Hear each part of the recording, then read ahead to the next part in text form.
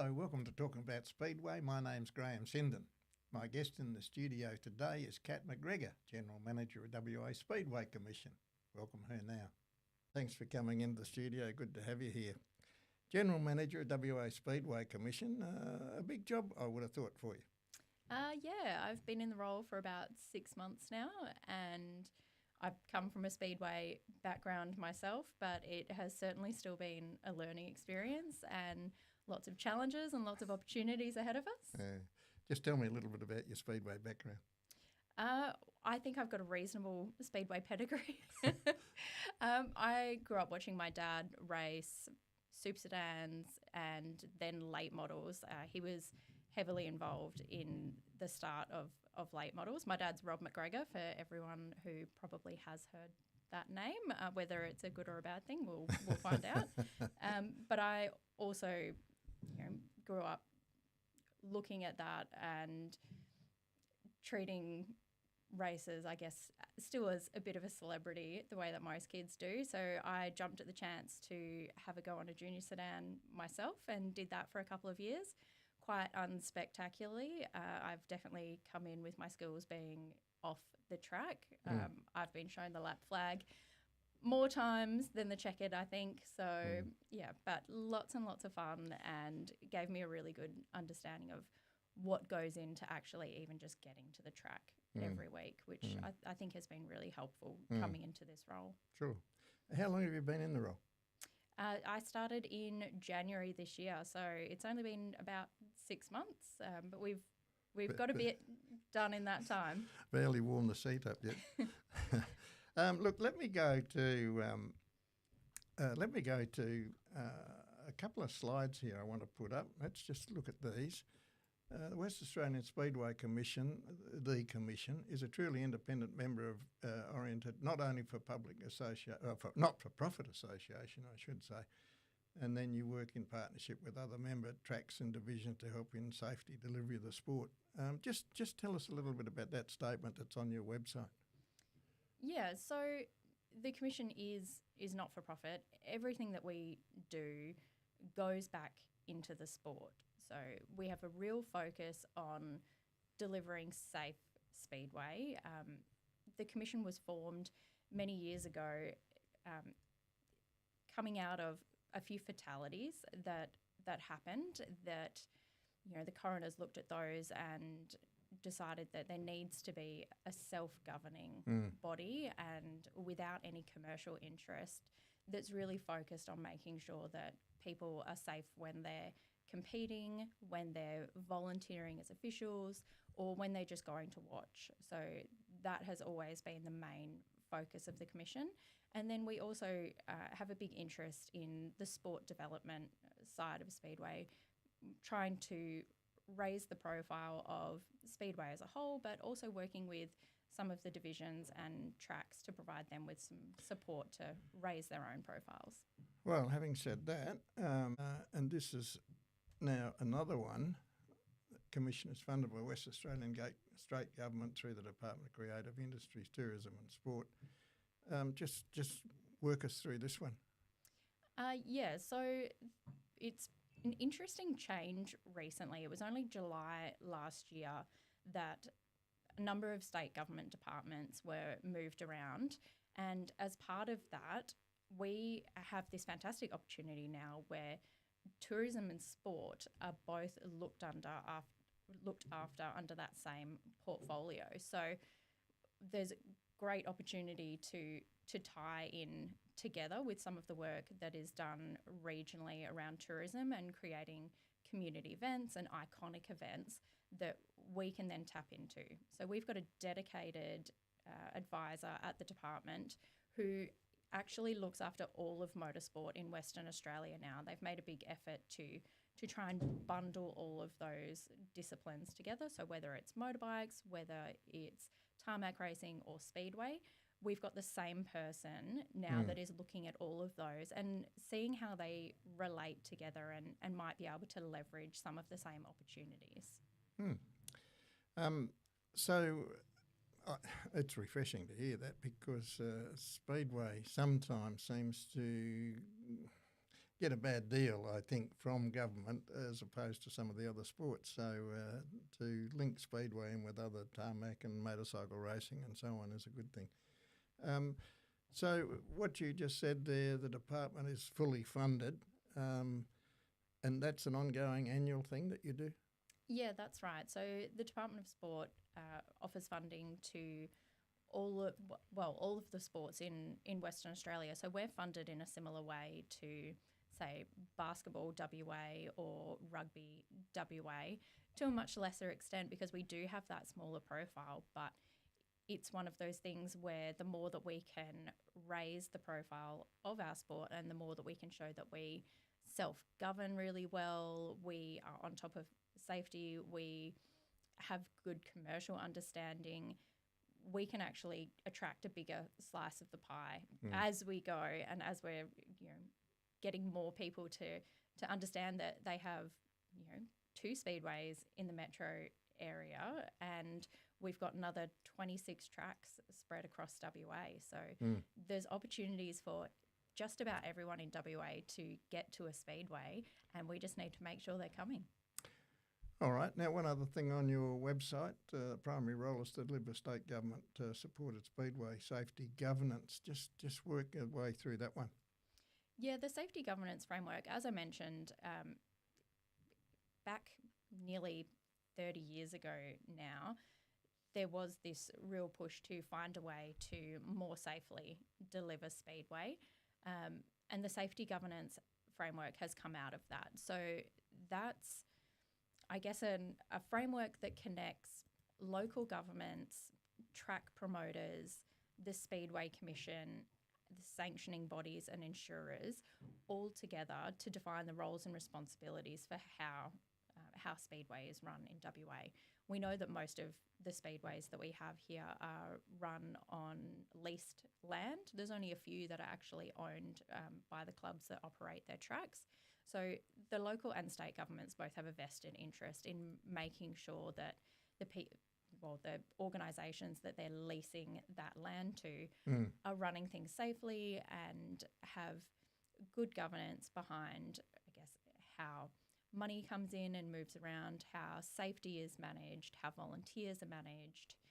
We have lots of legislation in WA that's different to similar legislation in other states. Working with children's checks is a good example. Ours is very, very different. So we have a good opportunity as a state-based body to be on top of that state-specific legislation and to make sure that that's worked into that safety governance framework.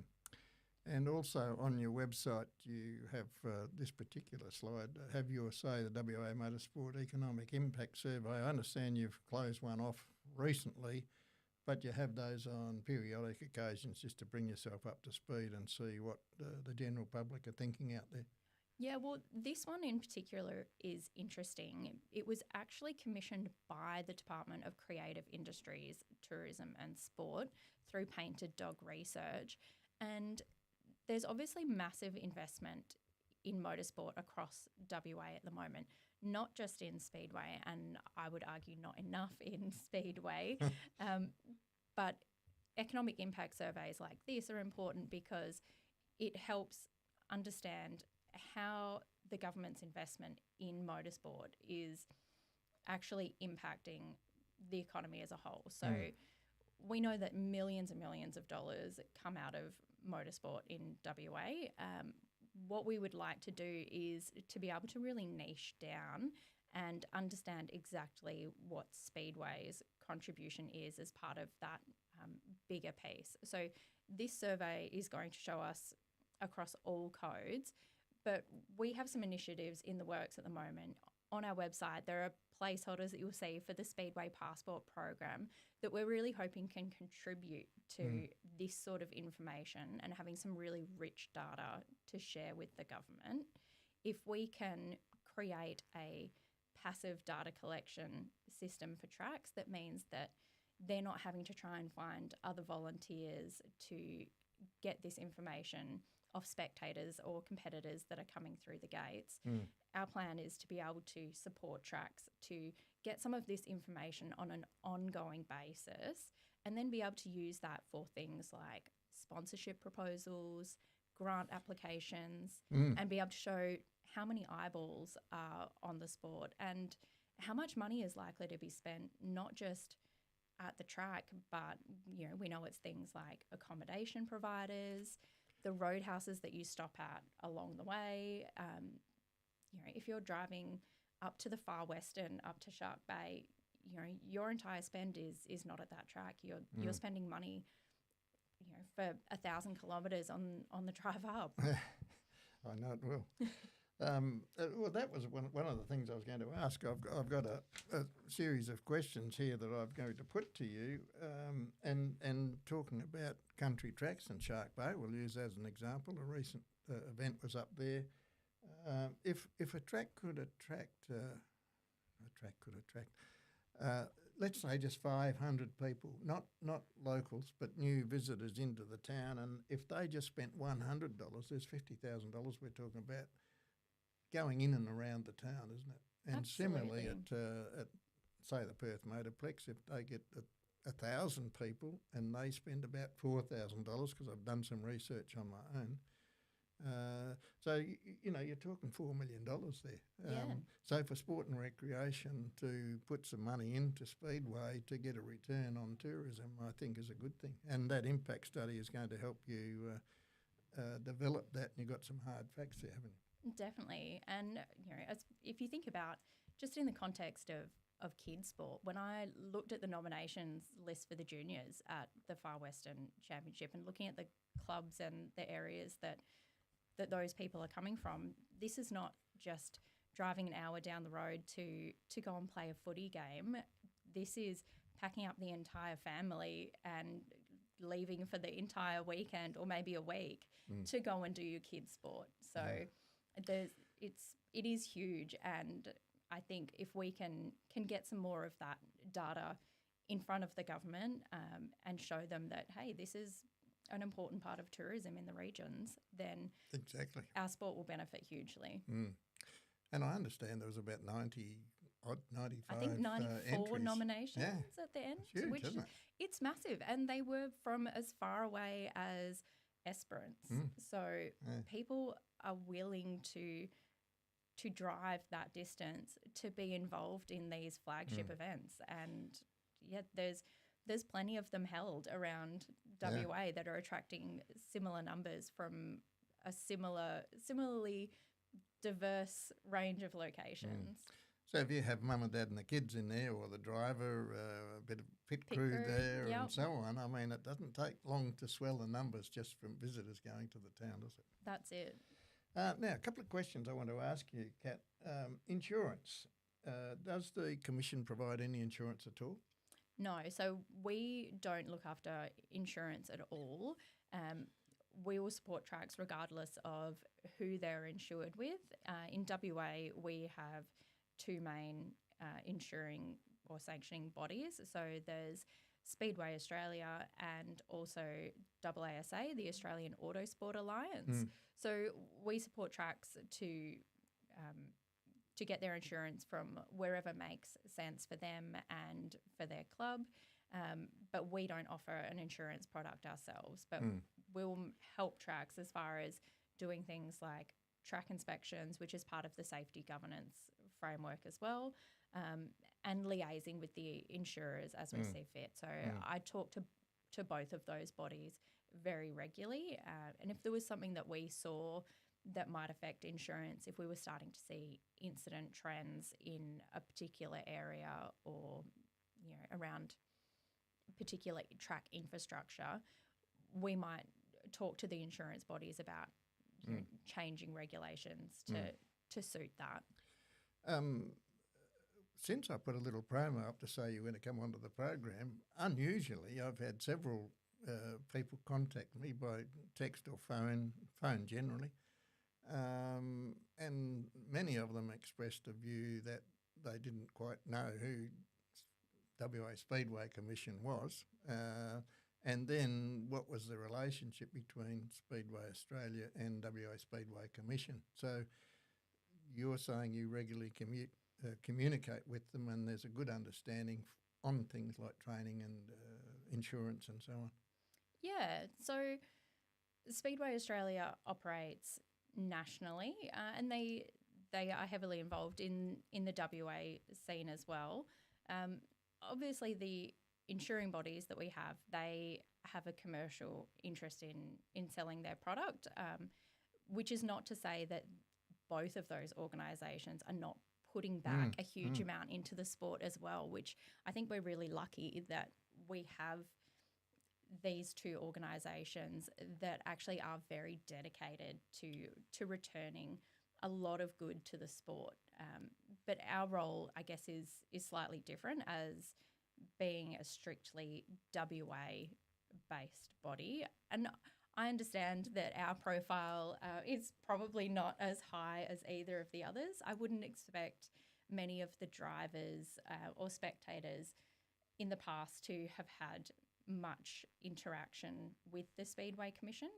Given that we don't issue licences, we have predominantly dealt with the clubs directly. So when we're looking at things like track inspections, most competitors and most spectators wouldn't know that any of those things are happening.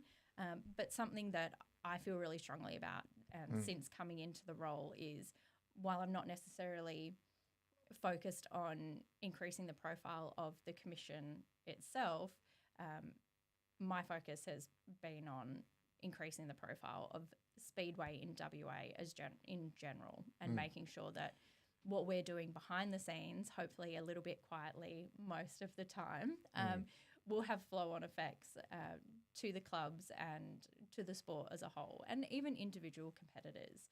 We've seen things like Venues West has a brand ambassadors program that is for elite and high-performing athletes, and I think Speedway should have a slice of that. Why not? The Motorplex is a Venues West facility, and it is a world-class sports facility. We know that it's one of the best speedways in the world, and certainly is the jewel in the crown for WA. So if you're competing at the Motorplex and you're competing internationally and you are clearly a dedicated athlete, you should be able to be involved in those programs. So I'm happy to advocate on behalf of individuals, on behalf of clubs, to make sure that we have good representation. So it may be that the commission itself, it remains not particularly well known, but I'm happy with that as long as the sport is getting the attention. That's really what we're here for. We're not here to pump up our own tyres as such, but to make sure that the sport as a whole is well represented. But much like basketball WA, they don't exist to promote basketball WA. They exist to promote basketball in WA. And the Speedway Commission has much the same role. It's not about promoting us, it's about promoting the sport. Yeah, but after saying all of that, it's still important that that the Commission does play an important role, and if you weren't here, does it make any matter? It should make a difference. Yeah. So, there's a trade-off and a bit of a balance there, isn't there? There is. There has to be a little bit of self-promotion. But, yeah, I'm certainly not keen to see my face on too many things. I think it's good for us to be that one step back. And if we support something, say, at Mount Barker Speedway Club, and we've got hours of advocacy and admin support that's going into that, I would expect that it is Mount Barker Speedway that takes the credit for all of that work, as it should be, and that it's their members that are successful. Okay. Now, you mentioned insurance. Is that reliant on a tick of approval on, say, a track inspection or a steward and official training? Did the insurance company say, well, why would we insure this particular track or club if, in fact, the fence is scrubby and this and that and the other things happening? Yes, it definitely does. So track inspections play a huge part in the insurance that's provided to tracks, and also the divisions that are able to race on different tracks. There are minimum standards that need to be met for any level of racing, but then there are also some tracks that we don't see 410 sprint cars running on because the infrastructure simply doesn't support it. So Sure. we do track inspections, and Speedway Australia also does track inspections across the country for their own tracks. Something that I would really like to see that I think has frustrated people a little bit in the past is that there has traditionally been two different sets of track assessment standards. I think it would be incredibly helpful for the sport as a whole, for streamlining things, reducing duplication, to going forward just have one nationally consistent set of track assessment standards. And that's something that we're working with both of the sanctioning bodies on at the moment, because we really want to simplify things for the tracks and make it as easy as possible to put on a race meeting. And having differing track standards with depending on who you're insuring with, to me is it doesn't make sense, and I don't think that that's something that's sustainable long term. So I would really like to see that standardised, probably as soon as possible. Now, because in WA, I mean, the distances we travel and the number of speedway tracks we've got in WA, it's difficult to physically do those things, isn't it? Like if you're in Victoria and you've got 2 or 3 tracks and you can get to them fairly regularly to do annual inspections or whatever is required. How do you get around the logistics in Western Australia to do some of these things? It definitely is more difficult, and we're looking at doing some scheduling for our northwest tracks at the moment, because not only is there the distances involved, but we're also looking at things like maybe we don't schedule track inspections during cyclone season. We have to look after the people that volunteer for us as well and go and do those inspections. So keeping them safe is a really important consideration as well. But we do tend to try and schedule a bit of a milk run. So when we're looking at the northwest tracks at the moment, we will undoubtedly do things like schedule a trip that sees Kununurra, Broome and Derby inspected all within the one trip, and trying to just, it's a not-for-profit organisation. We have to use our funds really judiciously. So bundling them like that makes sense. And we'll do the same things for Karratha, Port Hedland, Tom Price and Newman. But it is massive distances, and it is definitely difficult when we're talking about getting from here to Kununurra. That's just logistics that you just don't have to deal with on the East Coast. Now tell me, if I was a promoter or a president of a club and I wanted to race 410s, have you got some guidelines that as a club or a committee we could say, right, if we want to run 410s, this is the minimum standard, this is what a 5-star safety fence looks like? Is that sort of a documented thing? Yeah, absolutely. So we have a track operators manual which does set out those minimum standards to have different grades of tracks. And Speedway Australia has got the same sort of document that lays out what you need to be able to, to be a 5-star track. And I think it's really important to be sharing those openly with the tracks, so that if you're applying for a grant, for example, I was talking to a track recently that is looking at well over $1 million worth of work, and one of the first things that I said to them was, if you're going to spend all of this money, you will want to sit down, look at the track standards and make sure that you are aiming to be a 5-star Speedway Australia track. so that you can make the most of the money that you're spending. Right. Now, we talked about track inspections, which is a physical thing that's got to be done on site, but training of officials and stewards and flag marshals and so on, you can do that on an online basis. Yeah, I think there is certainly a place for online modules when it comes to that training.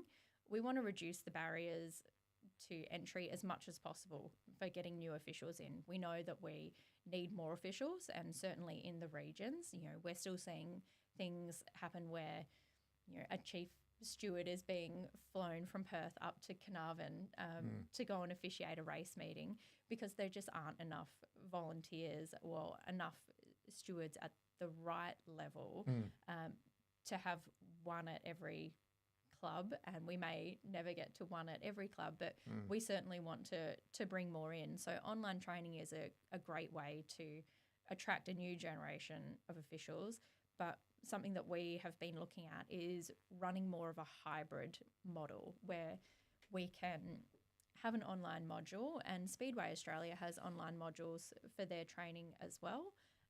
And we would like to see that continue, but to also supplement that with some mentoring sessions that new people can access, because you can go and do your online training, but if you're not already actively involved in the Speedway community, it can be really intimidating to know what that next step actually is. So we want to be able to connect people with chief stewards or chief scrutineers in WA that can sort of take them under their wing after they've done that online training, bring them into a real race meeting and start using those skills straight away so that they're not just building the skills, but also building a network of other officials that they can go to when they've got questions or are a bit unsure about something.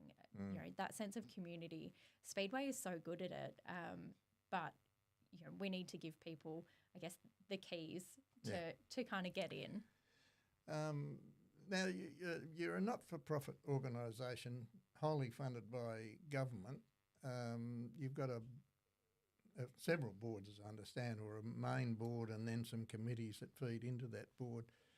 How do you go about recruiting relevant, current, up-to-date people? And it's a bugbear of mine that in Speedway in particular, people think Claremont closed just last Friday and, there's nothing like Claremont, da-da-da-da-da. And we've got that Claremont mentality and we've moved on from that. And I grew up watching the Speedway at Claremont as well, so I get it. I really do. But the truth of the matter is that, as I said to you, I'm nearly 40 and I'm probably one of the younger people that is involved in certainly the administration side of Speedway. So there definitely is a need to have fresh ideas being brought in. The way that our board is structured, it's a volunteer board.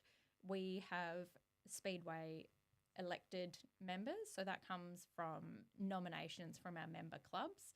And I would really invite anybody that is interested in getting involved to reach out to us. If you think that being a commissioner is something that would appeal to you and you think that you have relevant skills to help us do the things that we're talking about, like running Speedway safely, raising the profile of Speedway and tapping into, I guess, some of that other government funding that's available as well, I'm always happy to hear from people that want to get involved.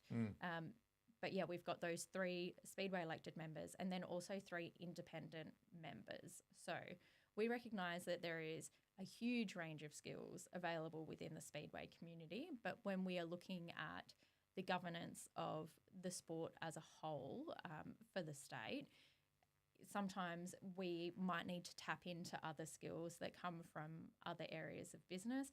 I suspect that we probably actually have all the skills that we could ever want within the Speedway community already, and that the more that we can, I guess, tap into those, the better things will look for the sport in future. But it is helpful to have those independent members. They come in with not to suggest that Speedway is at all political in any way, but they come in without any affiliations to clubs, without any preconceived ideas, and are looking at things purely objectively.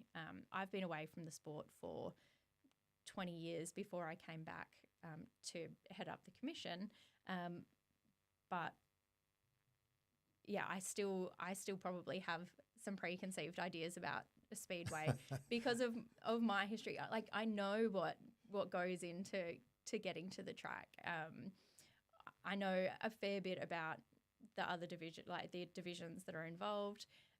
So sometimes it's good to have someone that has just got absolutely no connection to just come and bring their viewpoint into it as well. But I would certainly love to see some younger people involved. I think there is a great need to have a few people in their 20s telling us what they expect to see from Speedway and what their ideas are about, you know, raising the profile. Could I ask, and it may be difficult for you, but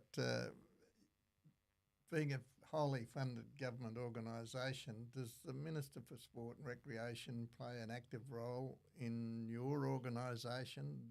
I guess you report ultimately to the minister, appropriate minister. Is that difficult to engage, I suppose, at government level?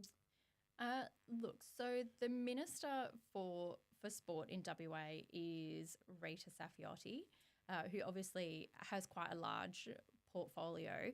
We report to the Minister really through the Department of Creative Industries, Tourism and Sport.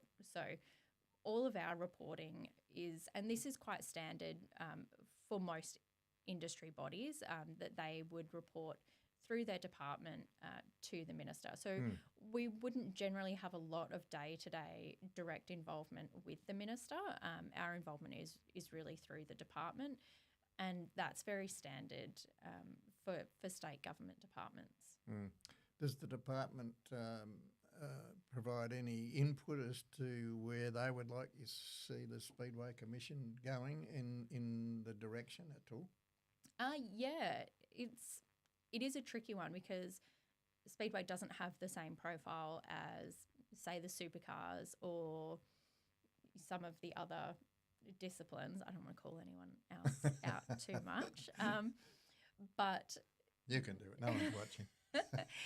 But no, they do take an interest, and we at the moment are working on commissioning a report about the future governance, operating and funding model for Speedway in WA, because we recognise, and the government recognises, that it does need a little bit more attention, and we need to, because we have so many interested parties involved. Speedway is really interesting from a sport perspective, in that our national sporting organisation is Motorsport Australia, and Speedway is one of the few disciplines that Motorsport Australia doesn't issue licences or insurance for Speedway. So how our relationship works with Motorsport Australia, with Speedway Australia and with AASA, it's a good time for us to be looking at how that whole ecosystem sort of fits together, and to really have a bit of a focus on reducing some of the duplication that we see at the moment. We know that it is harder than it needs to be for club administrators to be putting on a race meeting. So part of this report is really focused on reducing that duplication, and to look at, you know, what type of funding is needed in future. You know, where does it make most sense to be putting that funding, and how can we make sure that, you know, Speedway continues to run safely? You know, there needs to be money put into the sport to make sure that particularly regional facilities continue to put on safe racing and to be there as the really important pieces of community infrastructure that they are in regional towns.